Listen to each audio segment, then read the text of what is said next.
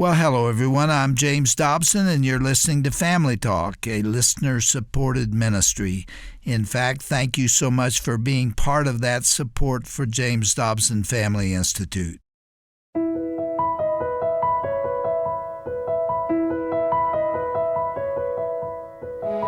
Well, welcome back to Family Talk, the broadcast division of the Dr. James Dobson Family Institute. I'm Roger Marsh, and on today's classic program, we're going to hear the conclusion of a heartfelt conversation between Dr. Dobson and Judy Squier, an excellent author, a godly woman with an inspiring story of turning hardship into glory for the kingdom. Judy is doing great work to encourage people to grow deeper in their relationship with the Lord. In yesterday's interview, Judy opened up about her very difficult childhood. She was born with a rare birth defect, which left her with deformed legs and only 3 fingers on one of her hands. The doctors, along with Judy's parents, tried to give her the best quality of life they could, but eventually the decision was made to amputate the problematic part of her legs so that she could walk on prosthetic limbs. Judy had the support and protection of her parents, to be sure, and her childhood was filled with much love, faith, persistence, and grit. But in spite of having those advantages, at times the outside world could still be a hurtful place for this little girl. So let's listen in to the conclusion of this fascinating conversation with Dr. James Dobson and Judy Squier right here, right now on Family Talk.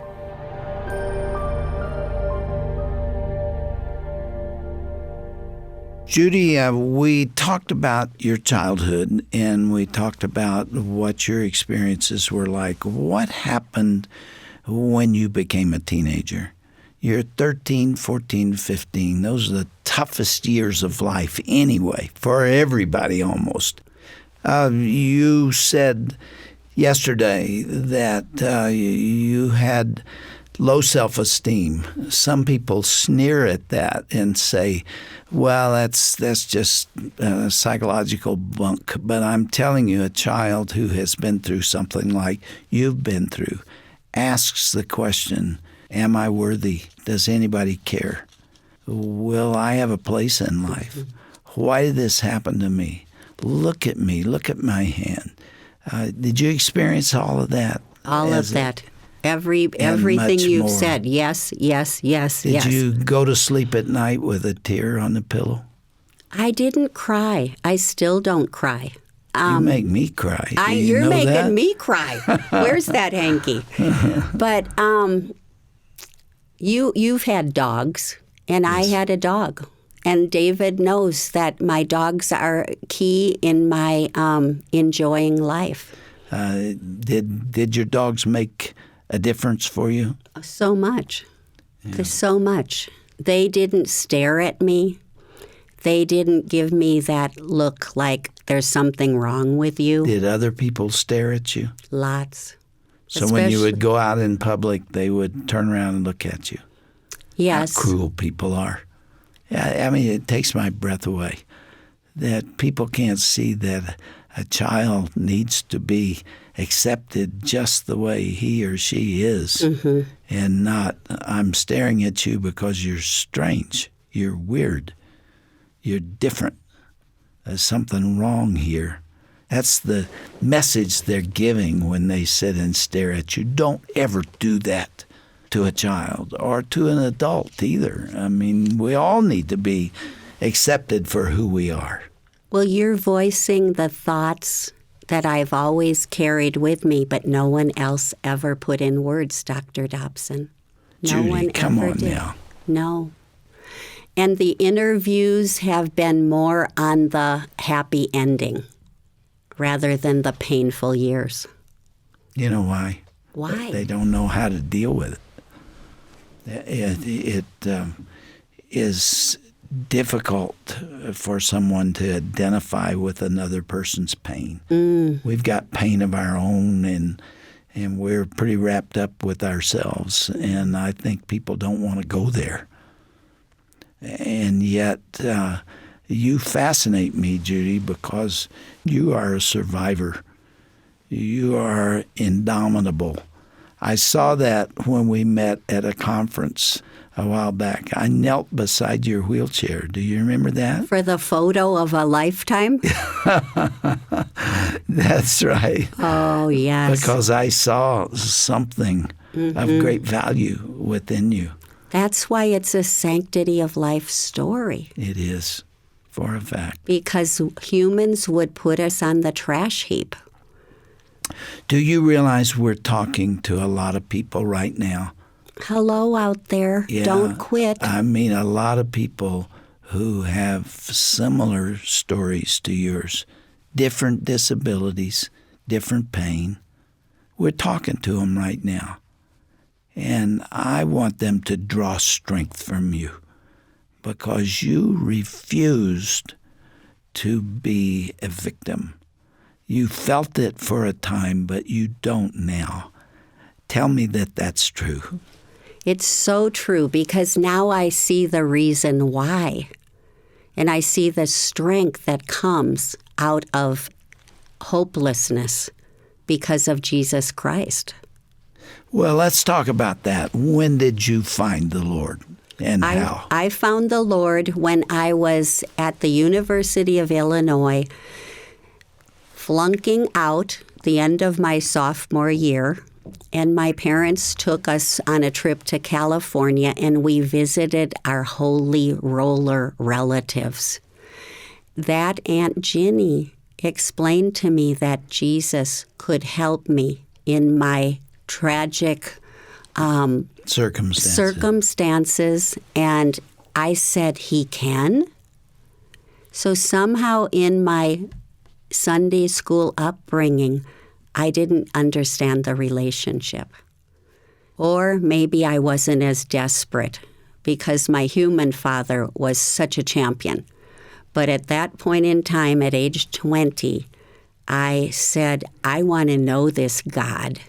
And so I left California, went back to the University of Illinois, and instead of flunking out, I became an A student. And so talk about the moment that you gave your heart to the Lord. Were you alone? I was alone upstairs in Aunt Ginny's extra bedroom, and everything she said to me made sense. And so I invited Him to be my Savior and to take my life from there and be the Lord.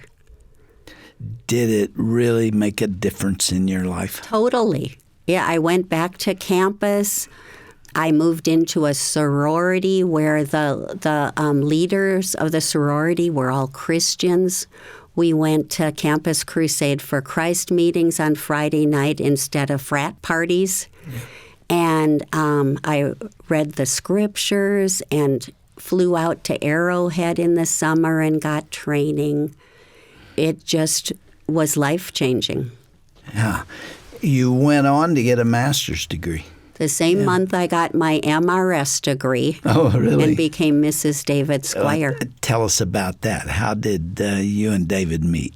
Our families had known each other from before we were born, and we reconnected in college. And I would say we reconnected because I needed a ride home at holiday time. And so David volunteered. But he was not excited about this chatterbox. And so it was a very slow in growing romance. In fact, he told me after we were married that he remembered when we were young and my dad was performing a wedding for his aunt, that I walked in on my metal stilts with buck teeth, and he was in the front row thinking, pity the man who marries her. You're kidding me. No, and he made me... And when did he tell you that? He told me that after we were married. So he ultimately became the groom waiting for me on my artificial limbs to walk down that same aisle to become his bride. Well, he's in the control room on the other side of the glass right now, and I can tell he loves you. He loves you a lot. It took me a long time to be able to believe that. Did it take you a long time to love him because you didn't have a lot of love for yourself? I know. And Dr. Dobson, I say often, what is love? So that's a whole nother area. And at 20, I learned that God loved me. But I would say I was at least 60 before I could say I am lovable.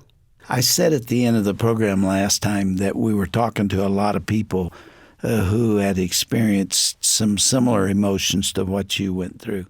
Not the same disabilities, not even disabilities in some cases, but that feeling that I am worthless. I have nothing to offer.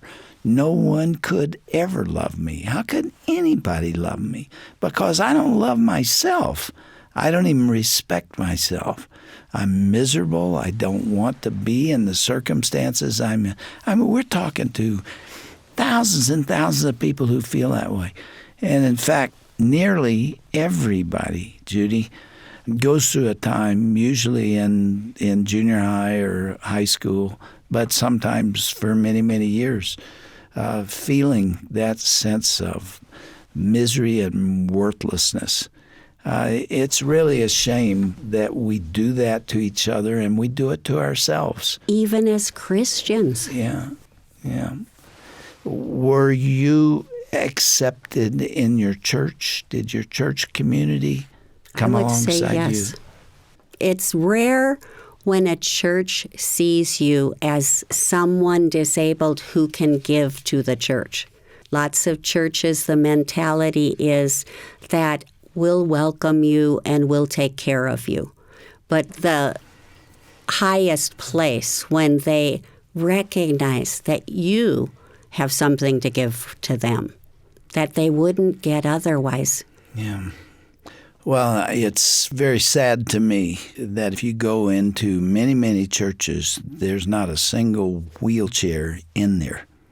Where are those people? Where are those who are mentally disabled? They're not in church. Do they need Jesus too? Do they need somebody to love them too?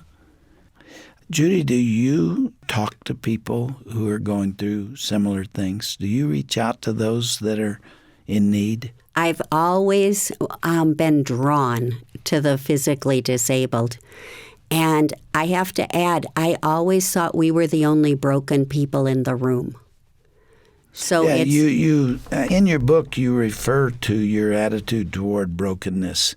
Describe that for us. At first, I hated it. I didn't want to be segregated. And now I've gone to the complete opposite side. His Majesty and brokenness. I see until we come to the end of our rope, we aren't going to need God. Yeah. And so now I love broken people. I want to be their friend. But I am uneducated about the invisible brokenness that so many people carry. And so I'm a work in process. I have so much to be taught about people sitting in the pews that look like their lives are perfect, and then finding out about their sexual abuse, or finding out about an alcoholic parent or an unfaithful husband. Judy, let's spend the rest of our time talking about the sanctity of human life. You have a passion for the pro-life cause, don't you?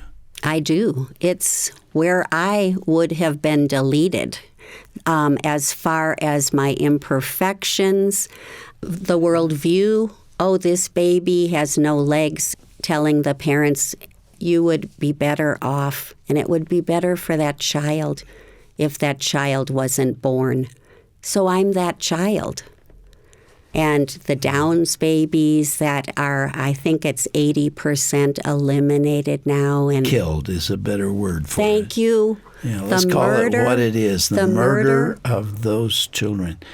Maybe that sounds glib for somebody that doesn't have a Downs child. Who has not raised one. But I've worked with a lot of them. I was at Pacific State Hospital for the mentally retarded. That's what it was called then. It's now out in California, and it's called Lanterman State Hospital. And there were 3,000 patients out there, and many of them were Downs. And many of them had, parents who took them out there and just kind of dumped them and never came back. And I learned to love those people and to be concerned about them because they are so sweet and so loving. And why we would kill a whole section of humanity, or for that matter, killing any baby. Shirley and I live right near a Planned Parenthood clinic, and I drive by there on the way to work every day. And I see the cars that are out there, and my heart grieves for the mothers who are in there who are making a huge mistake, not just in terms of the value of the baby that's being sacrificed, but for the mothers themselves because they've been told a lie and have been led to do something they will probably regret the rest of their lives, and what they miss by not bringing those babies to term. Going back to Lanterman Hospital in those days, 3,000 patients out there at the time, and that's a good hospital. I haven't been there in a long time, but there is a real caring atmosphere out there. But there wasn't enough staff time to go around, and all of these little children were so hungry for love. And I would walk onto one of the wards, and maybe 30 kids would come running toward me with their arms up, and they were calling, "Daddy, Daddy, Daddy, Daddy." And they would almost knock me down with the press of these kids that so desperately needed love. Even for those, or maybe especially for those who are mentally disabled, they're like the rest of us. They need to be loved. And you know that, don't you? And I know that they're the teachers and the healers of our nation. That's what I've discovered about broken people, whether it's mental illness, emotional, social, physical, that God tucks His glory in those places. And so it's... You don't feel at this stage of your life deprived, shortchanged, insulted by life. You don't carry any of that today. No. You're in a wheelchair. You cannot get out of there and run around and shop and do everything everybody else does, at least while walking. And yet you're not unhappy over that. No. The joy of the Lord has made up for all of that. I've said it twice. Now I'm going to say it for the third time. Judy, you're a very special lady and an inspiration to Shirley and me. And I appreciate so much you coming to be with us. Your two books. The first one is His Majesty and Brokenness. There's a photograph of you and your dad here on the cover. It's written by Judy Squier, our guest today. Finding God's Masterpiece in Your Missing Piece. And the other book is Living in the Names of God. You said there are 18... There were 18 Hebrew names that showed up when David shattered his ankle, and I needed help from above. And so those have been my bulwark as I have journeyed through this life without legs. As a place to end today, and this is the second day, I would like you to speak directly to somebody out there who is today where you were, who feels worthless, who feels shortchanged by life, who feels maybe God doesn't even care. And what would you say to them if they were here? I would say that that is the reality that is defined by earth. Yes, you are feeling insignificant. You are feeling unvalued and what can you give to life? Can you make a difference? But Jesus Christ is cheerleading you on, and in Him, you are going to become His masterpiece. And I say, don't quit before the happy ending. The happy ending will come. And the punchline to me, my mom, who was so wounded, knew before I was born that she wanted to name me Judy. She didn't know that Judy means praise. And so it was her broken daughter who taught the whole family how to praise. And that's why it ends in joy, but it's still boot camp going through it. But don't miss Jesus. They're in the pit with you, and He will bring you out, and He will glorify not just His name, but you in the process. Judy, we're right down at the end of the program now, so this will have to be brief. But in addition to what you just did, I ask you to speak now for just a moment to the parents who have brought a less than perfect child into the world, and they're going through some similar pain. Talk to them. I feel with your pain because I have mothered 3 children, and I have feared that they would have my disability, even though I know there's such blessing from my disability. And so first of all, I say I think God gives us lots of wobble room for fear, but He meets us in it. I also know firsthand that my mom struggled more with my brokenness than I did. She stayed stuck, and I progressed through it. So as a parent, you are probably feeling the brunt of it. But open your eyes and watch and see what that little life can do. Your child will break all records, and there's no stopping that child. It's just God in us that causes us to do things differently, but surpass all opinions and all hopes.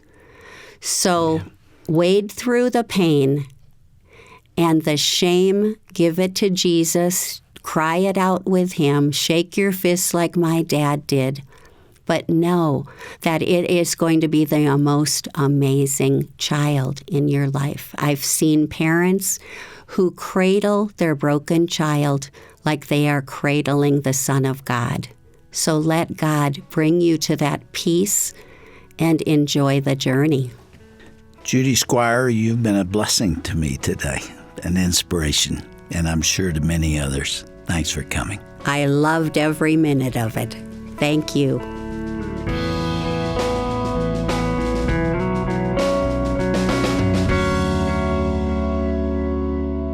What mighty words, Judy. Enjoy and take note of the journey indeed. That is a good reminder for all of us, and especially for the parents of children with special needs.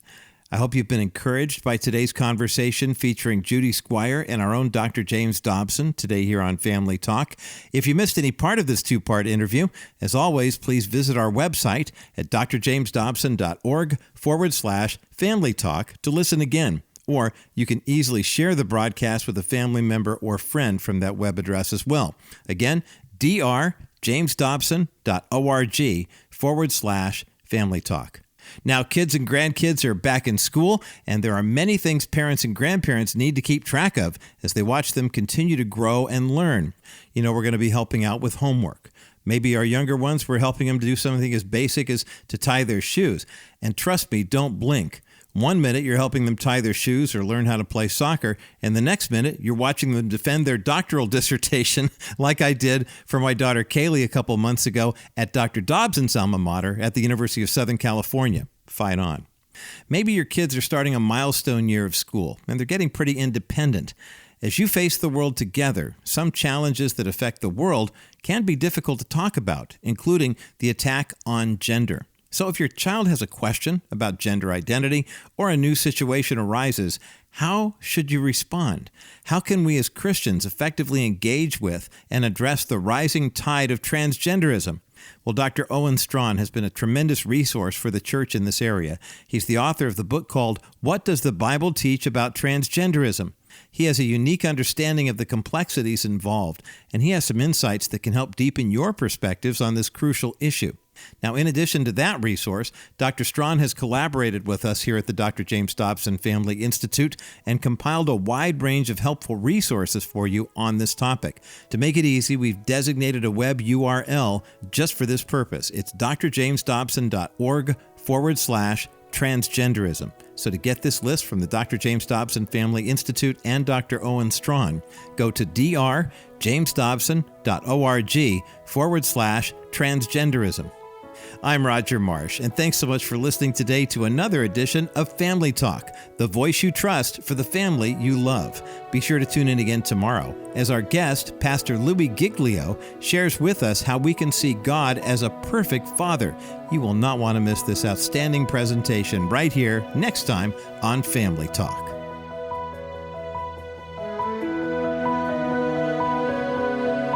This has been a presentation of the Dr. James Dobson Family Institute.